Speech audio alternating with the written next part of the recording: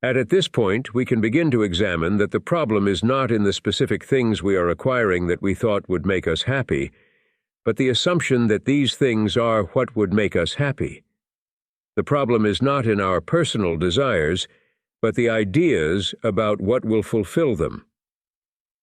A fulfilling life very much involves feelings of happiness, satisfaction, and meaning.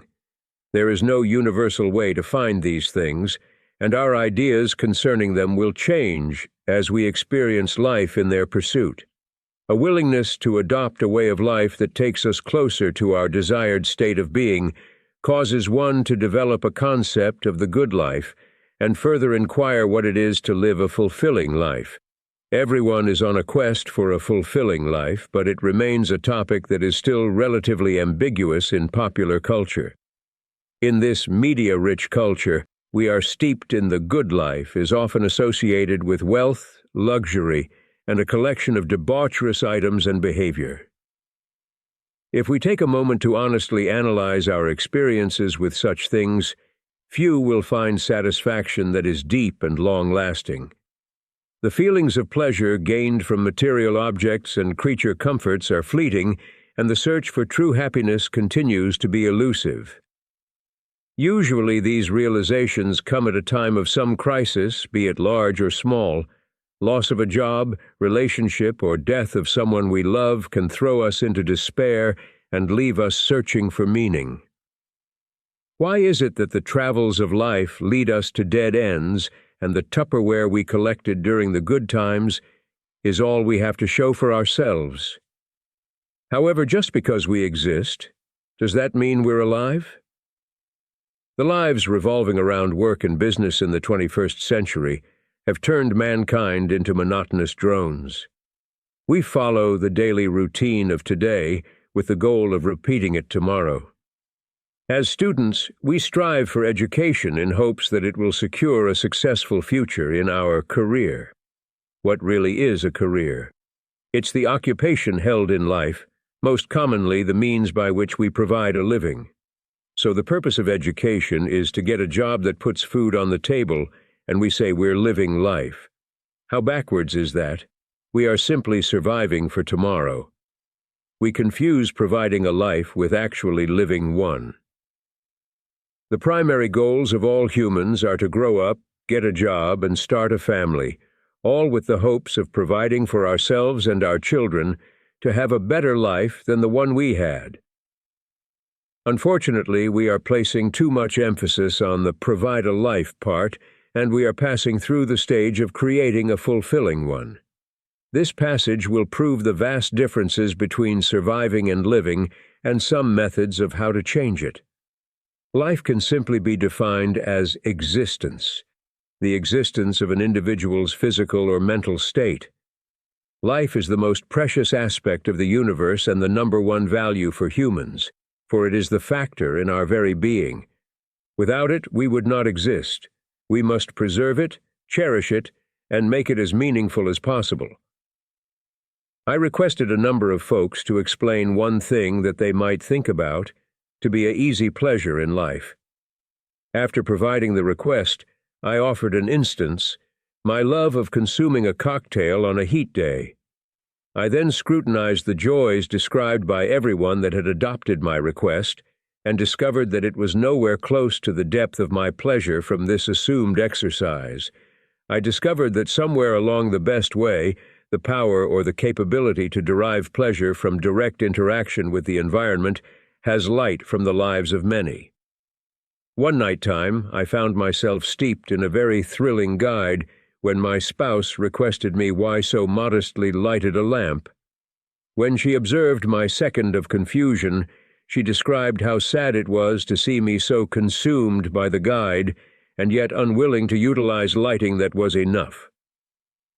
At this, I spotted. Upon realizing the data and well-being related advantages of dwelling a life filled with purpose and keenness, I became impressed to adapt a way of life round the following life enrichment technique.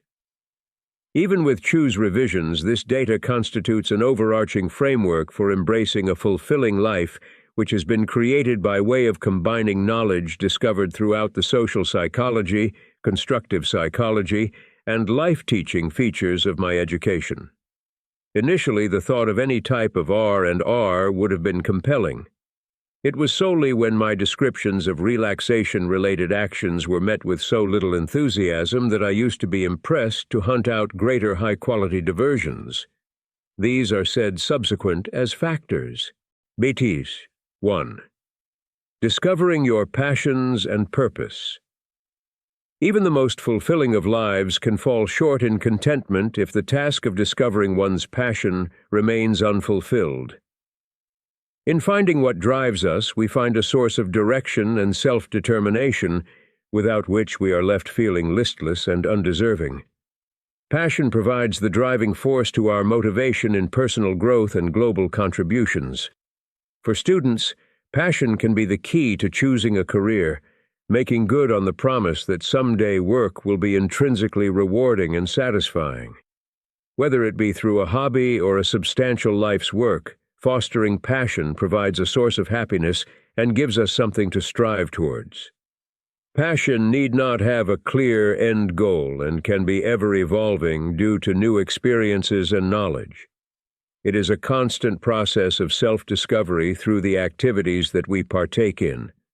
This lifelong task is not without its difficulties, but the knowledge that nothing that is worth doing is ever easy provides the impetus to press onward. This mindset is especially crucial in the lives of those who are marginalized or live in poverty. Oftentimes, the only thing that they may have power over in shaping their own lives is the ability to use passion as a catalyst for change. In knowing the importance of passion, we must then turn to its discovery and how it can best be utilized to instill hope and create a better future for ourselves and generations to come. 2. Setting meaningful goals. The function of a goal is to obtain a specific, positive, and desirable result upon its completion, so it is important that you set the right goals. To do so, begin by considering what you want. Then take a look at where you currently are in relation to this and consider these 2 points. This will tell you what needs to change to get from one to the other. It is important that your goals are attainable, but it is also beneficial to set goals that will cause the most improvement.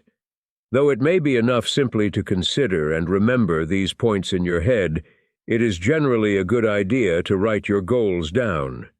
Writing a goal down makes it formal and reinforces commitment to the said goal. Try to be specific in your documentation. State what will be done, where, and how. This clears up any uncertainty. It is also helpful to set time and difficulty limits on each goal to ward off procrastination and prevent deviation from the goal in difficulty level itself. Both short and long-term goals enable you to cause your decisions in the present to have the intended result in the future. They provide change in your environment and can lead to a better standard of living. Satisfaction can arise from achieving your goals and can raise self-esteem and well-being. As all levels of human behavior, including thinking, can be explained as attempts to meet basic needs, goals can also serve to increase or implement stability of these driving forces. In addition, change in goals over time is said to be a factor in maturing personality and behavior. In short, goals have been called the building blocks of personality and life. Goals are the targets toward which you point your life, and it is widely accepted that having goals in life is a good thing. This is because having goals is the most reliable way to move toward a desirable future, a method of motivating yourself and increasing your effort, a way of making good decisions, and a means of building self-confidence. Goals give direction to life and stretch your potential. Goals are set in a variety of areas, from the very general at the outset to very specific ones. 3. Cultivating positive relationships. Between all of the various relationships in one's personal lifestyle, maintaining healthy relationships with family, making and keeping friends, and developing a romantic relationship with a significant other is vital in emotional and physical well-being. With this in mind, an instance of more discussion and soliciting of opinions we can use as a partner's decision to return to higher education can contribute to strengthening the relationship through understanding and empathy. This can improve feelings of self-worth and satisfaction for both individuals and expands happiness and contentment with life.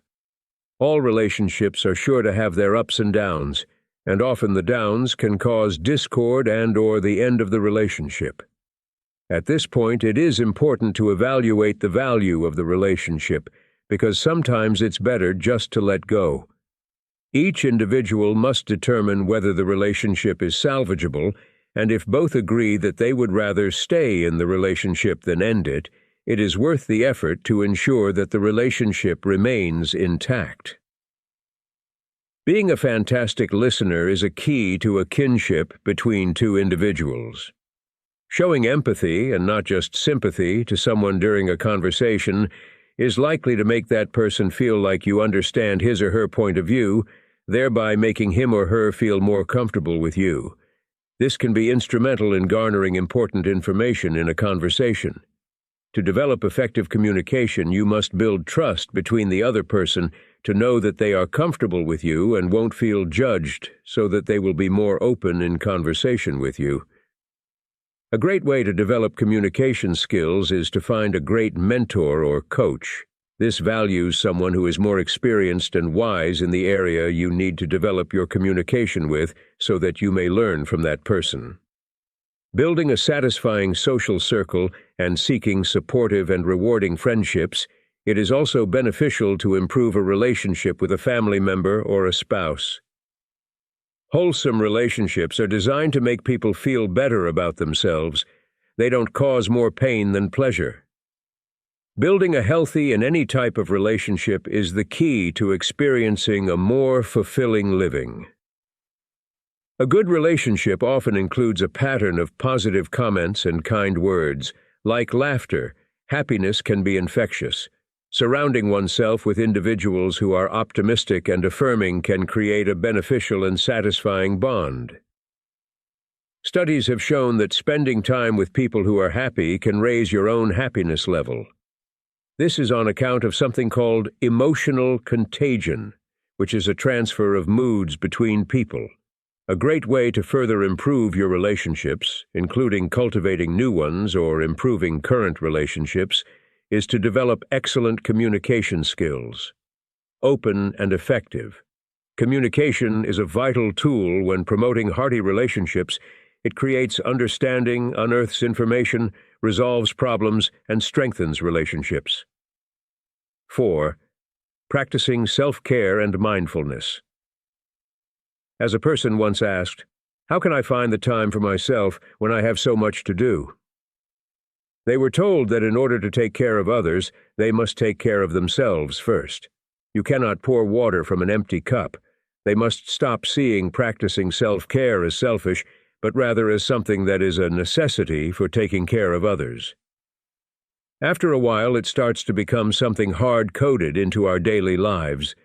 We start to notice when we have not cared for ourselves and may actually begin to miss it. This is when it becomes a practice, an exercise to maintain health and emotional well-being for the long run. The next best thing to this is to do it mindfully. Mindfulness is to be aware. It is an attitude, a way of being, paying attention in a particular way, on purpose, in the present moment, and non-judgmentally. By applying self-care with mindfulness, it is an act of kindness for oneself, using the energy of the practice to be aware of and heal oneself. It is using the practice to go home to yourself. You must go home to yourself in order to rest if you want to truly relax. This is in the best interest of your loved ones and the world. By doing this, you can really embrace a fulfilling life. The Buddha once said, "You yourself, as much as anybody in the entire universe, deserve your love and affection." When Buddha first said these words, perhaps he was thinking about practicing self-care and mindfulness, because that is exactly what it is about. Self-care and mindfulness are about taking responsibility for ourselves and our own mental and emotional health. It is about acknowledging and going forward with the idea that one needs to feel good about themselves and think that they deserve it, that they are worthy of goodness. Self-care is the right and responsibility to live and enjoy. It is treating ourselves as we would treat good friends, giving love and affection that we deserve. To give love and affection to ourselves, we have to know ourselves by taking the time to engage in activities that nurture and are the best for us. To be pragmatic, it is also a tempting thought to say that something is not worth the effort. I can do nothing else but sincerely disagree that bringing happiness and pleasure into a life is of no consequence. The most common argument is at the cost of a diminishment in wealth and status, and the trade-off is seen as an inferior lifestyle. I would pose the question to the reader if the possession of status and wealth is truly their heart's desire or a means to an end. It is undeniable that both these things would be pursued as they are innate weaknesses of the human race.